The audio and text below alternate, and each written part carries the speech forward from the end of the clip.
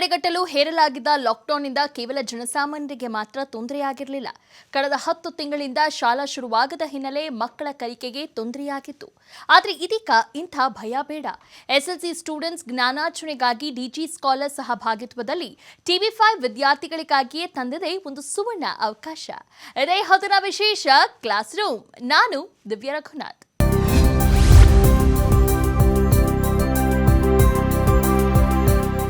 ವಿದ್ಯಾರ್ಥಿಗಳೇ, ಇವತ್ತಿನ ಕ್ಲಾಸ್ನಲ್ಲಿ ವಿಜ್ಞಾನ ವಿಷಯದ ಬಗ್ಗೆ ನಮ್ಮ ಶಿಕ್ಷಕರು ಪಾಠ ಹೇಳಿಕೊಡಲಿದ್ದಾರೆ.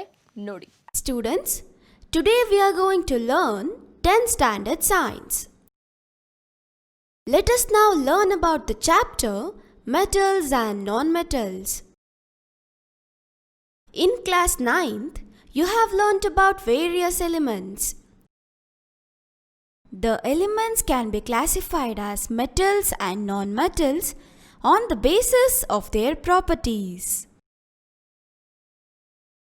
Think of some uses of metals and non-metals in your daily life.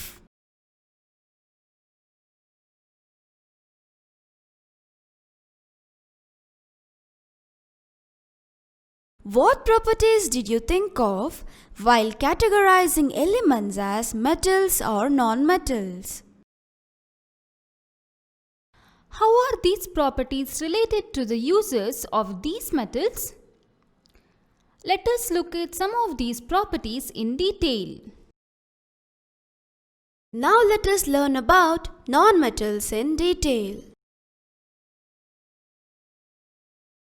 Some of the examples of non-metals are carbon, sulfur, iodine, oxygen, hydrogen, etc. The non-metals are either solids or gases except bromine, which is a liquid.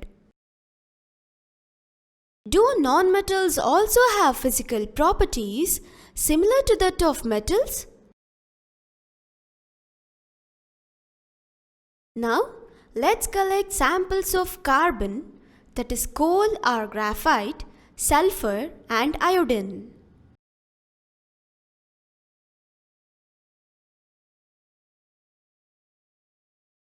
Now, let's do few more activities with non-metals and record the observations.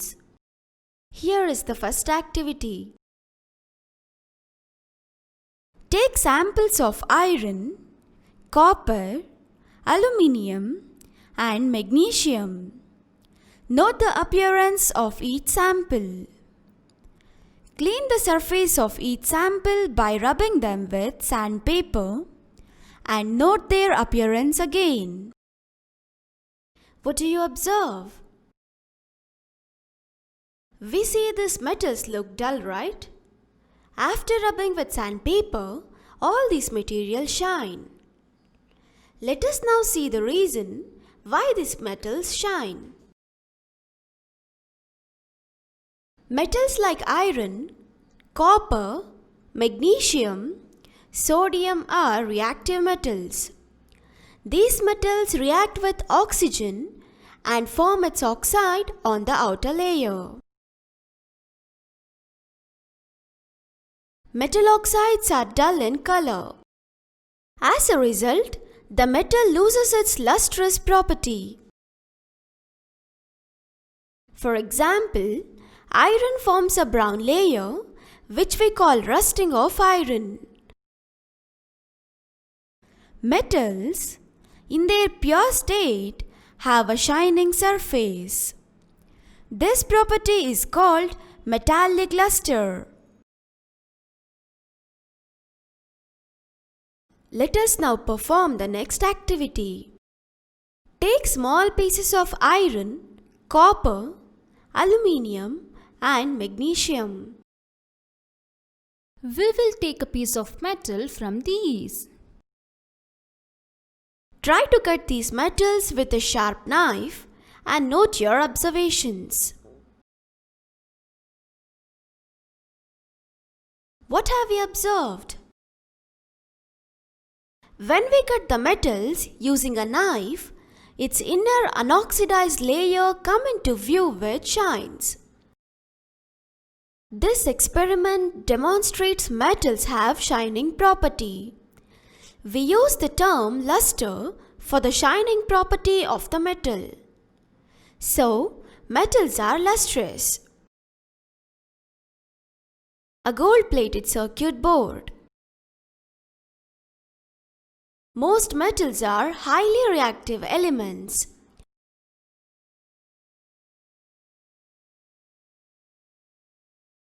Now, if the utensil drops on the floor, does it break it into parts? No, right? That is because the metals are genuinely hard in nature. However, this hardness will varies from metals to metals. Let's do one more activity. This activity asks us to strike a metal with a hammer and observe what happens. Place any one metal on a block of iron and strike it 4 or 5 times with a hammer. What do you observe? Metal becomes thin and its surface area increases. Let us now see the reason for it. When we hit metal with a hammer or other hard objects, metal spreads into a thin sheet. We call this property of metal malleability. This experiment shows that metals are malleable. A blacksmith or a loher heats an iron rod in the furnace and then beats with a hammer until he gets the desired shape. Steel sheet on the roof is also an application of this property. You will find that some metals can be beaten into thin sheets.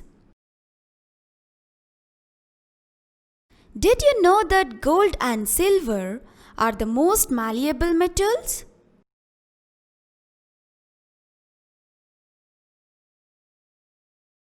Here's the next activity.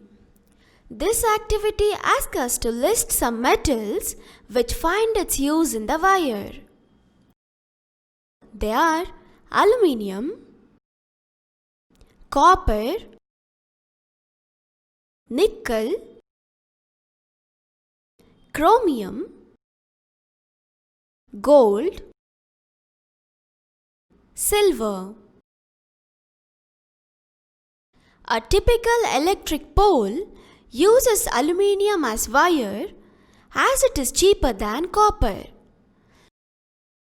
In normal homes, we use aluminium that is white core or copper wire that is golden color. Now, aluminium wires are less common as copper wires are a better conductor of electricity. An electric wire on pole still uses aluminium wire because the copper wire is very costly. Nickel, chromium have lesser conductivity. They are mixed to form nichrome wire. The ability of metals to be drawn into thin wires is called ductility. Gold is the most ductile metal. You will be surprised to know that a wire of about 2 km length can be drawn from 1 gram of gold. It is because of their malleability and ductility that metals can be given different shapes according to our needs. Let's perform an activity. This activity asks us to connect a metal wire with the bulb in series and see what happens to the bulb. Set up an electric circuit as shown here. Place the metal to be tested in the circuit between terminals A and B as shown here. Does the bulb glow? What does this indicate? What do you observe? The bulb glows as bright as earlier. This experiment demonstrates that metal wires are a good conductor of electricity.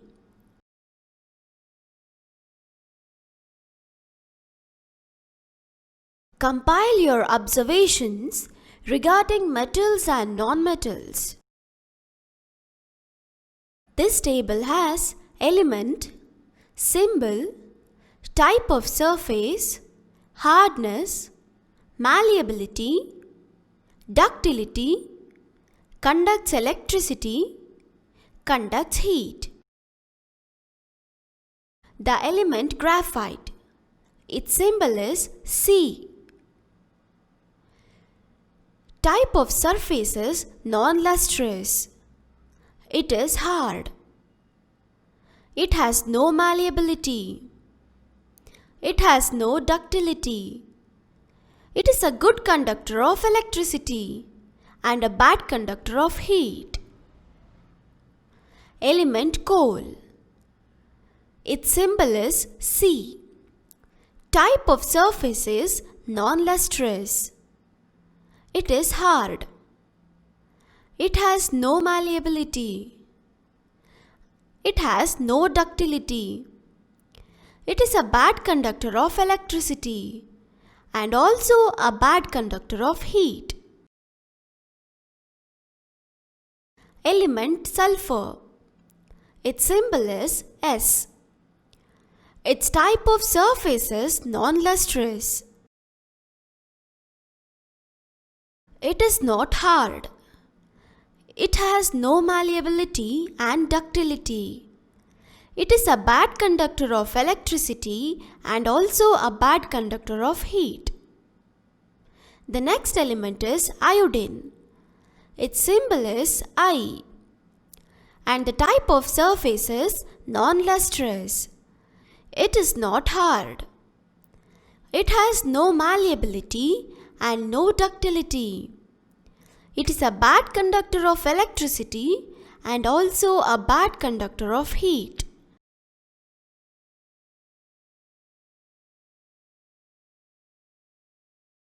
ವಿದ್ಯಾರ್ಥಿಗಳೇ, ಇಂದು ನಾವು 10ನೇ ತರಗತಿ ವಿಜ್ಞಾನವನ್ನು ಕಲಿಯಲಿದ್ದೇವೆ. ಈಗ ನಾವು ಅಧ್ಯಾಯ ಲೋಹಗಳು ಮತ್ತು ಅಲೋಹಗಳ ಬಗ್ಗೆ ತಿಳಿದುಕೊಳ್ಳೋಣ.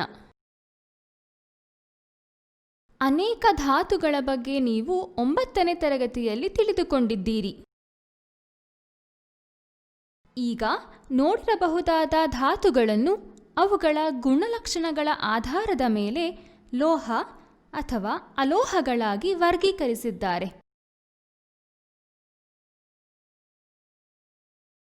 ನಿಮ್ಮ ದೈನಂದಿನ ಜೀವನದಲ್ಲಿ ಬಳಸುವ ಲೋಹಗಳು ಮತ್ತು ಅಲೋಹಗಳ ಉಪಯೋಗಗಳ ಬಗ್ಗೆ ಯೋಚಿಸಿ.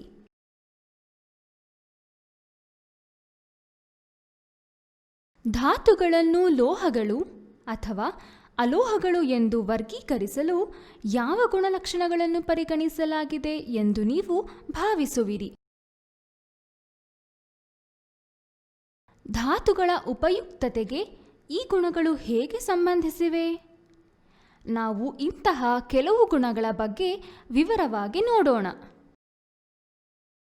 ಈಗ ನಾವು ಅಲೋಹಗಳ ಬಗ್ಗೆ ತಿಳಿದುಕೊಳ್ಳೋಣ. ಅಲೋಹಗಳಿಗೆ ಕೆಲವು ಉದಾಹರಣೆಗಳೆಂದರೆ ಕಾರ್ಬನ್, ಗಂಧಕ, ಅಯೋಡಿನ್, ಆಕ್ಸಿಜನ್, ಹೈಡ್ರೋಜನ್ ಇತ್ಯಾದಿ. ಅಲೋಹಗಳು ಘನ ಅಥವಾ ಅನಿಲ ರೂಪದಲ್ಲಿರುತ್ತವೆ, ಆದರೆ ಬ್ರೋಮಿನ್ ಒಂದು ದ್ರವ ರೂಪದ ಅಲೋಹ. ಲೋಹಗಳಂತೆಯೇ ಅಲೋಹಗಳು ಕೂಡ ಭೌತ ಗುಣಗಳನ್ನು ಹೊಂದಿವೆಯೇ? ಕಾರ್ಬನ್ ಅಂದರೆ ಕಲ್ಲಿದ್ದಲು ಅಥವಾ ಗ್ರಾಫೈಟ್, ಗಂಧಕ ಮತ್ತು ಅಯೋಡಿನ್ಗಳ ಮಾದರಿಗಳನ್ನು ಸಂಗ್ರಹಿಸಿ. ನಾವು ಈಗಾಗಲೇ ಮಾಡಿರುವ ಚಟುವಟಿಕೆಗಳನ್ನು ಈ ಅಲೋಹಗಳನ್ನು ಉಪಯೋಗಿಸಿ ಮಾಡಿ ಮತ್ತು ನಿಮ್ಮ ವೀಕ್ಷಣೆಗಳನ್ನು ದಾಖಲಿಸಿ.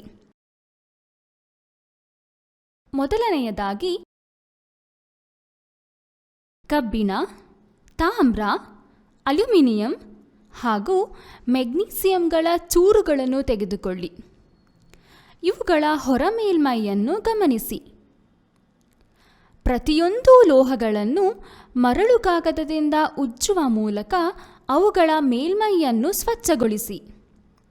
ಈಗ ಅವುಗಳ ಹೊರಮೇಲ್ಮೈಯನ್ನು ಪುನಃ ಗಮನಿಸಿ. ನೀವು ಏನನ್ನು ಗಮನಿಸುವಿರಿ? ಲೋಹಗಳನ್ನು ಮರಳು ಕಾಗದದಿಂದ ಉಜ್ಜಿದಾಗ ಲೋಹಗಳು ಶುದ್ಧ ಸ್ಥಿತಿಯಲ್ಲಿ ಹೊಳಪಾದ ಮೇಲ್ಮೈಯನ್ನು ಹೊಂದಿರುತ್ತವೆ ಎಂಬುದನ್ನು ನಾವು ಗಮನಿಸಿದ್ದೇವೆ. ಕಬ್ಬಿಣ, ತಾಮ್ರ, ಅಲ್ಯೂಮಿನಿಯಂ ಮತ್ತು ಮೆಗ್ನೀಸಿಯಂಗಳು ಪ್ರತಿಕ್ರಿಯಾತ್ಮಕ ಲೋಹಗಳು. ಈ ಲೋಹಗಳು ಆಮ್ಲಜನಕದೊಂದಿಗೆ ಪ್ರತಿಕ್ರಿಯಿಸುತ್ತವೆ ಮತ್ತು ಅದರ ಆಕ್ಸೈಡನ್ನು ಹೊರಪದರದಲ್ಲಿ ರೂಪಿಸುತ್ತದೆ. ಲೋಹದ ಆಕ್ಸೈಡ್ಗಳು ಕಂದು ಬಣ್ಣದಲ್ಲಿರುತ್ತದೆ. ಇದರ ಪರಿಣಾಮವಾಗಿ ಲೋಹವು ಅದರ ಹೊಳಪನ್ನು ಕಳೆದುಕೊಳ್ಳುತ್ತದೆ. ಉದಾಹರಣೆಗೆ, ಕಬ್ಬಿಣವು ಕಂದು ಪದರವನ್ನು ರೂಪಿಸುತ್ತದೆ. ಇದನ್ನು ನಾವು ಕಬ್ಬಿಣದ ತುಕ್ಕು ಎಂದು ಕರೆಯುತ್ತೇವೆ. ಲೋಹಗಳು ಶುದ್ಧ ಸ್ಥಿತಿಯಲ್ಲಿ ಹೊಳಪಾದ ಮೇಲ್ಮೈಯನ್ನು ಹೊಂದಿರುತ್ತದೆ. ಇದನ್ನೇ ಲೋಹೀಯ ಕಾಂತಿ ಅಂದರೆ ಲಸ್ಟರ್ ಎನ್ನುವರು. ಈಗ ನಾವು ಮತ್ತೊಂದು ಚಟುವಟಿಕೆಯನ್ನು ಮಾಡೋಣ.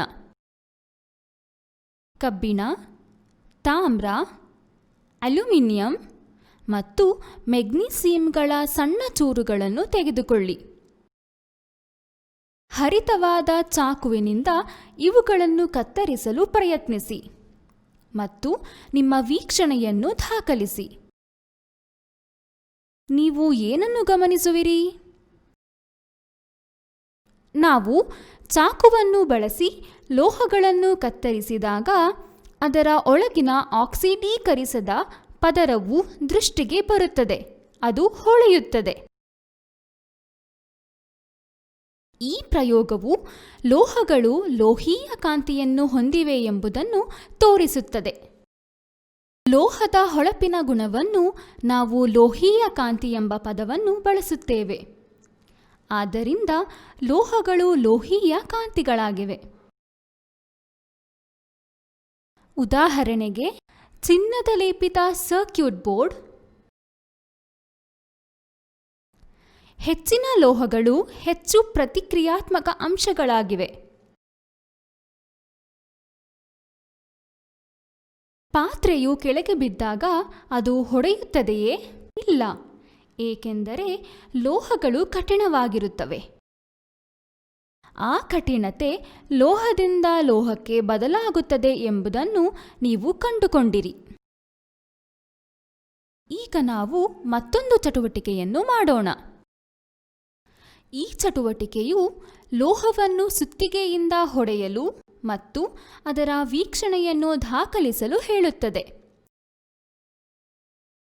ಕಬ್ಬಿಣದ ತುಂಡಿನ ಮೇಲೆ ಯಾವುದಾದರೂ ಒಂದು ಲೋಹವನ್ನು ಇಟ್ಟು ಸುತ್ತಿಗೆಯಿಂದ 4 ಅಥವಾ 5 ಸಲ ಹೊಡೆಯಿರಿ. ನೀವು ಏನನ್ನು ಗಮನಿಸುವಿರಿ? ಈಗ ನೀವು ಏನನ್ನು ಗಮನಿಸಿದ್ದೀರಿ? ಲೋಹವು ತೆಳ್ಳಗಾಗುತ್ತದೆ ಮತ್ತು ಅದು ಮೇಲ್ಮೈ ವಿಸ್ತೀರ್ಣವನ್ನು ಹೆಚ್ಚಿಸುತ್ತದೆ. ಈಗ ನಾವು ಇದರ ಕಾರಣವನ್ನು ತಿಳಿಯೋಣ. ನಾವು ಲೋಹವನ್ನು ಸುತ್ತಿಗೆಯಿಂದ ಅಥವಾ ಇತರ ಗಟ್ಟಿಯಾದ ವಸ್ತುಗಳಿಂದ ಹೊಡೆದಾಗ ಲೋಹವು ತೆಳುವಾದ ಹಾಳೆಯಾಗಿ ಹರಡುತ್ತದೆ. ಈ ಗುಣವನ್ನು ನಾವು ಲೋಹದ ಕುಟ್ಯತೆ ಎಂದು ಕರೆಯುತ್ತೇವೆ. ಈ ಪ್ರಯೋಗವು ಲೋಹಗಳು ಕುಟ್ಯತೆ ಗುಣವನ್ನು ಹೊಂದಿದೆ ಎಂದು ತೋರಿಸುತ್ತದೆ. ಕಮ್ಮಾರ ಕುಲುಮೆಯಲ್ಲಿ ಕಬ್ಬಿಣದ ರಾಡನ್ನು ಬಿಸಿ ಮಾಡುತ್ತಾನೆ ಮತ್ತು ಅವನು ಬಯಸಿದ ಆಕಾರವನ್ನು ಪಡೆಯುವವರೆಗೆ ಸುತ್ತಿಗೆಯಿಂದ ಹೊಡೆಯುತ್ತಾನೆ. ಈ ಗುಣವನ್ನು ಸ್ಟೀಲ್ ಹಾಳೆಗಳಾಗಿ ಮೇಲ್ಛಾವಣೆಗೆ ಬಳಸುವರು. ಕೆಲವು ಲೋಹಗಳನ್ನು ಕುಟ್ಟಿ ತೆಳುವಾದ ಹಾಳೆಗಳನ್ನಾಗಿ ಮಾಡಬಹುದೆಂದು ನಿಮಗೆ ಗೊತ್ತಾಗುತ್ತದೆ. ಚಿನ್ನ ಮತ್ತು ಬೆಳ್ಳಿ ಅತಿ ಹೆಚ್ಚಿನ ಕುಟ್ಯ ಗುಣ ಹೊಂದಿರುವ ಲೋಹಗಳು ಎಂಬುದನ್ನು ನಿಮಗೆ ಗೊತ್ತೇ?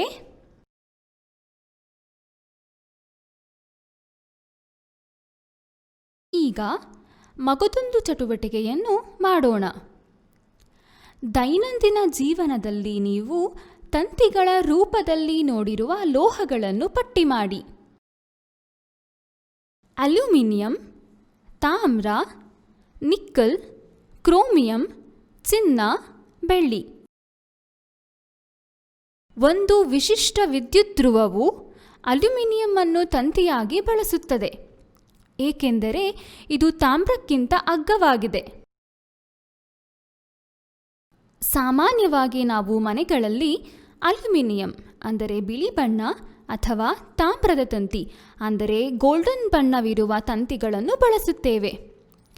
ತಾಮ್ರದ ತಂತಿಗಳು ವಿದ್ಯುತ್ ಶಕ್ತಿಯ ಉತ್ತಮ ವಾಹಕವಾಗಿರುವುದರಿಂದ ಈಗ ಅಲ್ಯೂಮಿನಿಯಂ ತಂತಿಗಳು ಕಡಿಮೆ ಸಾಮಾನ್ಯವಾಗಿದೆ. ಧ್ರುವದಲ್ಲಿನ ವಿದ್ಯುತ್ ತಂತಿಯು ಅಲ್ಯೂಮಿನಿಯಂ ತಂತಿಯನ್ನು ಬಳಸುತ್ತದೆ, ಏಕೆಂದರೆ ತಾಮ್ರದ ತಂತಿಯು ತುಂಬ ದುಬಾರಿಯಾಗಿದೆ. ನಿಕ್ಕಲ್ ಮತ್ತು ಕ್ರೋಮಿಯಂ ಕಡಿಮೆ ವಾಹಕತೆಯನ್ನು ಹೊಂದಿರುತ್ತವೆ. ನಿಕ್ಕಲ್ ಮತ್ತು ಕ್ರೋಮಿಯಂ ಅನ್ನು ಬೆರೆಸಿ ನೈಕ್ರೋಮ್ ತಂತಿಯನ್ನು ರೂಪಿಸಲಾಗುತ್ತದೆ. ತೆಳುವಾದ ತಂತಿಗಳನ್ನಾಗಿ ಎಳೆಯಬಹುದಾದ ಲೋಹಗಳ ಸಾಮರ್ಥ್ಯಕ್ಕೆ ತನ್ಯತೆ ಅಂದರೆ ಡಕ್ಟಿಲಿಟಿ ಎನ್ನುವರು. ಚಿನ್ನವು ಅತಿ ಹೆಚ್ಚಿನ ತನ್ಯತೆ ಹೊಂದಿರುವ ಲೋಹ. 1 ಗ್ರಾಂ ಚಿನ್ನವನ್ನು 2 ಕಿಲೋಮೀಟರ್ ಉದ್ದದ ತಂತಿಯನ್ನಾಗಿ ಎಳೆಯಬಹುದು ಎಂದರೆ ನಿಮಗೆ ಆಶ್ಚರ್ಯವಾಗಬಹುದು. ಲೋಹಗಳ ಕುಟ್ಯ ಮತ್ತು ತನ್ಯ ಗುಣಗಳಿಂದಾಗಿ ನಮ್ಮ ಅಗತ್ಯಗಳಿಗನುಗುಣವಾಗಿ ಅವುಗಳಿಗೆ ವಿಭಿನ್ನ ಆಕಾರಗಳನ್ನು ಕೊಡಬಹುದು. ಈ ಪ್ರಯೋಗವು ಸರಣಿಯಲ್ಲಿ ಬಲ್ಬ್ನೊಂದಿಗೆ ಲೋಹದ ತಂತಿಯನ್ನು ಸಂಪರ್ಕಿಸಿ ಮತ್ತು ಬಲ್ಬ್ ಏನಾಗುತ್ತದೆ ಎಂಬುದನ್ನು ನೋಡಲು ಹೇಳುತ್ತದೆ.